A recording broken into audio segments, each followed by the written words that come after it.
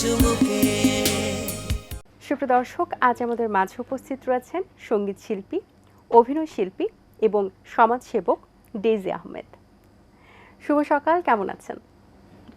ভালো আছি, আলহামদুলিল্লাহ। আপনাকে পেয়ে কিন্তু আমাদের বেশ দারুণ লাগছে। শুরুতে একটু জানতে চাই যে আপনার গানের সাথে পথ চলাটার শুরু হয়েছিল কিভাবে? ছোটবেলায় আমার বাসায় খুব সাংস্কৃতিক পরিবেশ ছিল। আমার আব্বা তখনকার দিনে গান বাজাতেন, বাজিয়ে গাইতেন, আর আমাদের সবাইকে চারপাশ দিয়ে বসিয়ে নিতেন। তখন থেকে শুরু। আমার আম্মা নিজে খুব ভালো গায়িকা ছিলেন একসময়কে, অনেক আগের কথা। তখন বেশি মেয়েরা গান করতো না আম্মাদের বেলায়।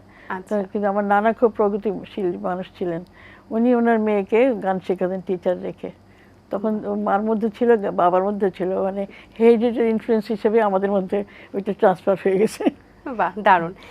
সঙ্গীত শিল্পী হিসেবে কাজ করার পর তো অনেক ধরনের স্মৃতি আছে, সেখান থেকে মজাদার কোনো স্মৃতি শেয়ার করা যায়? সঙ্গীত শিল্পী হিসেবে আমি যখন গান করতাম, পাশের বাড়িতে আমার বুলবুল আহমেদ থাকতেন। আচ্ছা। ওনারা তখন ওইখানে ওই জায়গায় ওই দিকটা ছাড়া খেলতেন না, খেলাধুলা করতেন। তো সবাই খেপাতো যে কী ব্যাপার, ওই দিকে খালি তুমি ওই পজিশন নাও কেন। শরীর হাসি করতো, মজা পেত, কিন্তু আমরা নিজেরা অতটা জানতাম না যতটা ওনারা বানাতো গল্পটাকে।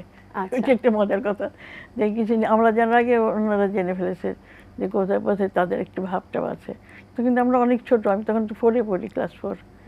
হ্যাঁ, উনি ক্লাস 7। কিন্তু সবাই বন্ধুরা ভাবতো যে তখন থেকে বোধহয় আমাদের ভাব। আমার মধ্যে কথাবার্তাও ছিল, তখন ছিল না। আচ্ছা, তো পরবর্তীতে সেটার পরিণতি কিভাবে হলো? আমরা ছোট ছিলাম তো, আমরা ওই বাড়ির ছেলে, আমরা আমার আব্বা ট্রান্সফার হয়ে গেছিলেন, আর ওনারা থাকতেন এখানে, আমরা চলে গেছিলাম সিলেট। কিন্তু আমার যেভাবেই হোক সে খুব সিনসিয়ার ছিল, ওই জন্য আমার ভাইয়ের সঙ্গে যোগাযোগ রাখতো। এমনভাবে কি ভাইয়েরকে চিঠি লিখতে মনে হচ্ছে সেটা আমাকে লিখছে, কিন্তু আমি তখন জানতাম না, পরে জেনেছি যে আমি লিখতাম। আচ্ছা, অভিনয় জগতের শুরুটা কিভাবে হয়েছিল? প্রথম কাজ যেটি কোনটি দিয়ে শুরু করেছিলেন আপনার? আমি যখন কলেজে পড়তাম তখন আমাদের আসকার ইবনে শাইখ সাহেব ছিলেন তখন, খুব ভালো নাট্যকার। উনি আমাদের একটা নাটক দিয়েছিলেন অভিনয় করার জন্য। নুরনার ফজেন্নেসা ছিলেন ঢাকা ইউনিভার্সিটির, যে সাদিয়া মল্লিকের আম্মা, উনি ইউনিভার্সিটির টিচারদের মধ্যে একজন ছিলেন। মানে ওনাদের বাসায় রিহার্সাল হতো, গান হতো, নাটক হতো। ওখানে আমরা প্রথম শুরু করি নাটকের দিয়ে। তখন কলেজে পড়তাম, এইভাবে আস্তে আস্তে আসা আর কি। ওখান থেকে কিছু শুরু হয়, পরে ইউনিভার্সিটি লাইফে, তারপরে বিয়ের পরে বুলবুল আহমেদের ইনফ্লুয়েন্সে সব কিছু মিলিয়ে টিলিয়ে আসা হলো। আচ্ছা, বুলবুল আহমেদ স্যারের পরিবার বা আত্মীয় স্বজনের সাথে কি কারোর সাথে যোগাযোগ রয়েছে আপনার এখনো? হ্যাঁ, হ্যাঁ, ওনার পারিবারিকভাবেই সব পরে সব হয়েছিল। প্রথম দিকে তো অন্যভাবে ছিল, তারপরে এখন ওনারা সব সিনিয়র, অনেক বড় ছিলেন। আমার 3 ননদই মারা গেছেন, একজন আছেন উনি তো অনেক অনেক বয়স্ক, বুলবুল আহমেদ সাহেবের বড়, উনি আছেন বেঁচে, আর কেউ নাই। 3 বোন আর 2 ভাই ছিলেন ওনারা। তো বড় ভাই কমিশনার ছিলেন ইনকাম ট্যাক্সের, উনি অনেক আগে মারা গেছেন। আর বুলবুল আহমেদ সাহেব তাও 10-15 বছর হয়ে যাচ্ছে প্রায়, উনি চলে গেছেন। আমরা যেহেতু গানের কথা বলছিলাম, আপনার কণ্ঠে কি আমরা দুটো লাইন একটু গান শুনতে পারি? বুলবুল আহমেদ সাহেবের একটা পছন্দের গান ছিল, মনে রবে কিনা রবে আমারে। আরেকটা ছিল সেই দিন দুজনের দোলে ছিল বনে। চলে যাই দিন যতক্ষণ আছে, পথে যেতে যদি আসে কাছাকাছি, তোমার মুখে চকিত সুখের হাসি দেখিতে যে চাই, তাই অকারণে গান গাই, মনে রবে কিনা রবে আমারে, সে আমার মনে নাই, মনে নাই, মনে রবে কিনা রবে আমারে। ধন্যবাদ আপনাকে। আপনার অভিনয় জগতের ক্যারিয়ার তো অনেক দিনের পথ চলা। আপনার পরিবারের সন্তান যারা রয়েছেন তারাও কি অভিনয়ে আছেন নাকি গানে আছেন, কিসে আছেন তারা এখন? আমার ছেলে শুভ ছোটবেলায় ওর বাবার রোলগুলোতে অভিনয় করতো। মানে আজিম ছিলেন তখন একটা বইয়ের পরিচালক, উনি বলছে যে একদম তোর ছেলে তো তোর মতনই দেখতে, তোর ওকে কাজে লাগাই। আমার ছেলে কিন্তু চাইতো না, ও পালিয়ে থাকতো। ওকে জোর করে ধরে আদর করে চকলেট টকলেট দিয়ে বুঝিয়ে বুঝিয়ে নিয়ে যেত। তারপরে যখন ও অভিনয় আসলো তখন খুব ভালো অভিনয় করলো। কয়েকটা বই, নওজোয়ান, তারপরে ভালো মানুষ, বেশ কয়েকটা ছবিতে বাবার ছোটবেলাতে অভিনয় করেছে। আর এমনি বাচ্চাদের বই ডান পিঠে ছেলেতে ও মানে খুব ইম্পর্টেন্ট একটা রোল করেছিল। সেই বইটা এখনো খুব মানে নাম করেছে, এখনো দেখে অনেকে, এই আর কি। আর ছোট মেয়ে ঐন্দ্রিল আহমেদ, ও তো অভিনয় করে, মডেলিং করে, নাচে গায়, সব দিকে এক্সপার্ট। আর ইয়ে মানে একটা অনুষ্ঠান এখানে রিসেন্টলি করতো আমাদের রসিঘর, ওইটা উপস্থাপনা গ্রন্থনা সবই ওই করতো অনেক দিন ধরে। যেই প্রোগ্রামটা মানে মাসে 2টা হতো, সেটা শেষ পর্যন্ত সপ্তাহে 2টা করে শুরু হয়ে গেছিলো। তো এতদিন একটানা করে এখন অস্ট্রেলিয়াতে চলে গেছে। এখনও ওকে বলা হয়েছে যে অনেক একসঙ্গে অনেকগুলো এপিসোড তৈরি করে ওকে ডাকা হবে। তো সেই জন্য আমরা খুশি যে ও আসলে আবার দেখা হবে তাড়াতাড়ি, এই আর কি। আর বড় মেয়ে তিলোত্তমা খুব ভালো গান গায়। ও সিলন টির সৌজন্যে ওর 12টা গান বেরিয়েছে মহানায়কের গান নামে, ওইটা খুব নাম করেছে। সিলন টিভির সৌজন্যে ইউটিউবে পাওয়া যায়। তাহসিন ফারজানা তিলোত্তমা ওর নাম। মাস্টাররা খুব ভালো গায়, বাংলা, ইংরেজি, হিন্দি সব রকম গান গাইতে পারে সুন্দর। এমনকি রবীন্দ্রনাথের গানও ইংলিশে বাংলায় পাশাপাশি 2টা একসঙ্গে গায়। অভিনয় জগতের এই পথ চলা থেকে আবারও অভিনয়ে ফেরার কোনো ইচ্ছা আছে? আমার, জি। হ্যাঁ, যদি ভালো অফার পাই নিশ্চয়ই আমি করব। কিছুদিন বাইরেই ছিলাম বলে হয়নি করা, এখন আবার যদি ডাকেন পছন্দ মতো রোল হলে অবশ্যই করব, ইচ্ছা আছে। প্রয়াত নায়ক বুলবুল আহমেদ স্যার তো অনেক একজন গুণী ব্যক্তিত্ব, পাশাপাশি তার অভিনয় জগতের অনেক প্রশংসা আছে তার প্রত্যেকটা কাজেরই। ব্যক্তি জীবনে তার কোন বিষয়গুলো আপনাকে সবচেয়ে বেশি আকৃষ্ট করেছিল বা এখনো ভালো লাগে? উনি খুবই ফ্যামিলি মাইন্ডেড ছিলেন। মানে যত কাজের ব্যস্ততা থাকতো উনি ফোন করে জিজ্ঞেস করতেন, বাচ্চাদেরকে টিফিন টিফিন দিয়েছিলে, ঠিকমতো আনতে যাই কিন্তু দেরি যেন করো না, ওরা যেন ওয়েট করে না বেশি। আবার নিজে সকালবেলা বেশিরভাগ দিনই বাচ্চাদের নামিয়ে দিয়ে যেতেন স্কুলে শুটিংয়ের আগে, টাইমিং ঠিক মিলে গেলে। আর যখন না পারতেন সেদিন আমাকে দায়িত্ব দিতেন, কিন্তু আমি আবার একটু স্লো ছিলাম, দেরি হয়ে যেত, তো ওই জন্য ফোন করে খবর নিতেন যে ওদের টিফিন দেওয়া হয়েছে কিনা, ওদের ঠিক টাইমে আনতে গেলাম কিনা। ওরা আসার পরে বাসায় ফিরে জিজ্ঞেস করেন কার কেমন রেজাল্ট হলো, কার কার হোমওয়ার্ক কেমন বাকি আছে কিনা, সেটার ব্যাপারে খুব সিরিয়াস ছিলেন। এই জন্য বাচ্চারা মাশাআল্লাহ পড়াশোনায় ভালো ছিল, সবাই 3জনই ভালো ছিল পড়াশোনায়। আচ্ছা, আপনি একাধারে সঙ্গীত শিল্পী, সেই সাথে অভিনেত্রী এবং সেই সাথে একজন সমাজসেবক।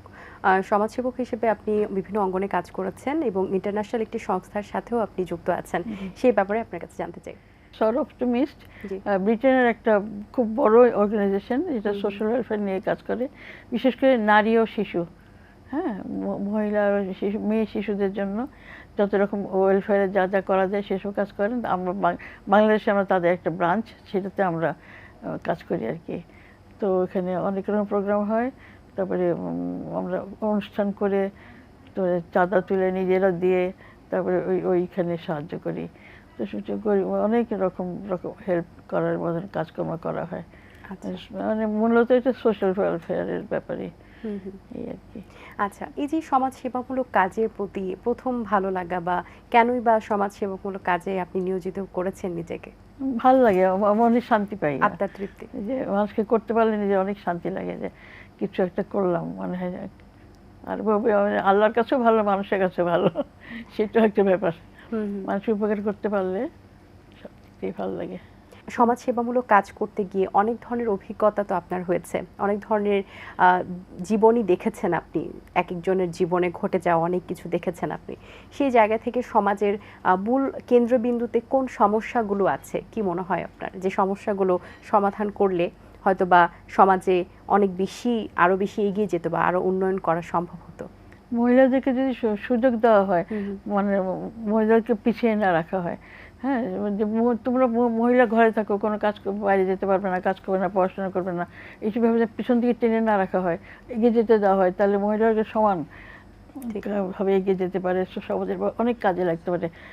নজরুল ইসলাম নিজেই বলে গেছেন, বিশ্বের মহান যা কিছু সুন্দর, অর্ধেক তার করিয়াছেন আর অর্ধেক না নর। কাজে নারীদের অবদান অবশ্যই স্বীকার করতে হবে, তাদের এগিয়ে যাওয়ার সুযোগ দিতে হবে। লেখাপড়ায় হোক, সমাজসেবায় হোক, সংসারের কাজে হোক, অফিসিয়াল কাজে হোক, মেয়েরা কিন্তু কোনো দিকে কম না। মেয়েদের অনেক দক্ষতা আছে। মহিলা পাইলট হয়, মহিলারা যুদ্ধ করে, সব কিছুই করতে পারে। তো মহিলাদের কেন পিছিয়ে রাখা হবে? সুযোগ খুব দেওয়া সুন্দর উচিত। কথা বলেছেন। আমার সামনে দুটি ফটো ফ্রেম রয়েছে, যেটি আপনার একটি অ্যালবাম এবং আপনার যেটি আপনারই গানে, তো সেটি একটু আমরা দর্শকদেরকে দেখাতে চাই। আমরা যে অ্যালবামটি দেখলাম এবং যেটার কাভার দেখলাম, এই অ্যালবামটির পেছনের গল্পটা জানতে চাই আপনার কাছে। সাদি মোহাম্মদ ছিলেন বাংলাদেশের একজন বিখ্যাত সঙ্গীত শিল্পী। উনি পরিচালক, মিউজিক ডাইরেক্টরও ছিলেন। তো আমি ওনার কাছে শিখতাম একসময়। রবি রাগ নামে আমাদের একটা গ্রুপ ছিল, ওখানে শিখতাম। তখন উনি আমাকে বলেছেন যে তোমার তো গান সিডি করা উচিত, করো। তা আমি বলছেন ঠিক আছে করবো। তো উনি করলেন। ওনার পরিচালনায় আমি 12টা গান গিয়েছিলাম। তখন উনি বললেন যে আমি তোমার সঙ্গে 2টা গান করি। আমি বলছি অবশ্যই, তাহলে ভালোই হয়। তো উনি আমার সঙ্গে 2টা গান গিয়েছিলেন। উনি এখন প্রয়াত, উনি মারা গেছেন। তো সেই জন্য এই গান, এই ক্যাসেটটা, সিডিটা আমার কাছে খুব মূল্যবান, যে জন্য ওনার স্মৃতি তো জড়িয়ে আছে। উনি খুবই ভালো একজন মিউজিক ডাইরেক্টর ছিলেন, সঙ্গীত শিল্পী হিসেবে বিখ্যাত ছিলেন।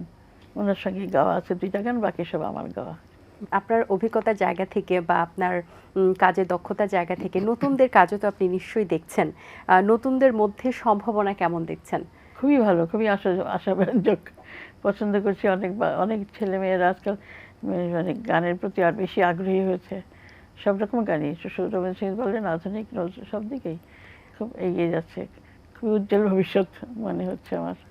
আচ্ছা, কাজের গতিকে আরো ভালো রাখার জন্য বা কাজের মানকে আরো উন্নত স্তরে নিয়ে যাওয়ার জন্য তাদের কাছে কি পরামর্শ থাকবে আপনার? ওই সবাই ঘরে ঘরে সঙ্গীত চর্চা হোক। সবাই বাবা মারা যেন বাচ্চাদের উৎসাহ দিয়ে এগিয়ে নিয়ে যেতে সহায়তা করেন। তাহলে অনেকের অনেক সুপ্ত প্রতিভা মানে চাপা পড়ে আছে, সুযোগের অপেক্ষায় প্রকাশিত হতে পারছে না। তারা প্রস্ফুটিত হবে ফুলের মতো আস্তে আস্তে। কুসুম থেকে যেমন ফুল ফোটে বাচ্চাদের মধ্যে, সেটা যদি আমরা প্রথম থেকে আরোপ করতে পারি, উৎসাহ দিতে পারি, তাহলে বাচ্চারাও অনেক এনকারেজ ফিল করবে আর এগিয়ে আসবে। তখন আমরা আরও মানে পরিপূর্ণ হব। বুলবুল আহমেদ ফাউন্ডেশন ট্রাস্ট নামে একটা ফাউন্ডেশন আছে বুলবুল আহমেদের নামে। ওইখান থেকে আমরা প্রবীণ শিল্পীদেরকে প্রতি বছর পুরস্কার দেই। সেই প্রত্যেক বছর, যেমন মিয়ার নাজামান, আব্দুল লতিফ বাচ্চু, নাজমুল হুদা বাচ্চু, আর এরকম অনেকেই পেয়েছেন। তাদেরকে, যারা এখন অভিনয় করতে পারছেন না কিন্তু তাদের আর্থিক সহায়তা দরকার, আমরা প্রাইজ দেই, পদক প্লাস আর্থিক সহায়তা। এইভাবে প্রবীণ শিল্পীদেরকে প্রতি বছর কিছু না কিছু উপঢৌকন দেওয়া হয়।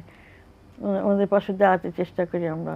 প্রবীণ তারা অনেকে আছেন কাজ করতে পারছেন না, কিন্তু একসময় অনেক করেছেন, তাদের অনেক অবদান আছে ফিল্ম ইন্ডাস্ট্রিতে, তাদেরকে আমরা সহায়তা করতে চেষ্টা করি বুলবুল আহমেদ ফাউন্ডেশন ট্রাস্ট থেকে।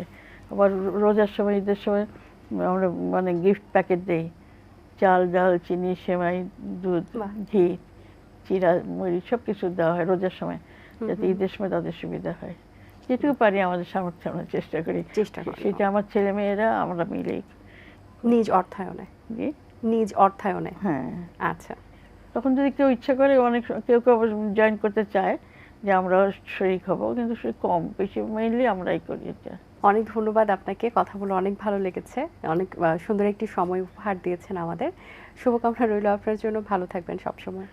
দর্শক শ্রোতা সবাইকে আমার অনেক অশেষ ধন্যবাদ। আপনাদের সবাইকে আমার অনেক শুভেচ্ছা। আপনারা কষ্ট করে অনুষ্ঠানটা দেখলেন, আশা করি ভালো লেগেছে। আমার জন্য দোয়া করবেন, আর আমার সবার শুভেচ্ছা শুভকামনা আপনাদের জন্য থাকলো। আপনারা সবাই ভালো থাকবেন। ধন্যবাদ। দর্শক, আশা করছি আজকের আয়োজন ভালো লেগেছে। আজ এই পর্যন্তই, দেখা হবে আগামী পর্বে নতুন কোনো অতিথির সঙ্গে। সেই পর্যন্ত ভালো থাকবেন, সুস্থ থাকবেন, এটিএন বাংলার সাথেই থাকবেন। সকলকে আল্লাহ হাফেজ। দিন আসে দিন যায়, সময়টা চলে যায়, তবু আছি এই বেশ ভালো। জীবনটা রঙময়, যেভাবেই হওয়া চাই, নয় কভু সাদা কালো। এই আশাতে স্বপ্ন ভাসে, সুখ হাসে চোখে মুখে, চায়ের চুমুকে।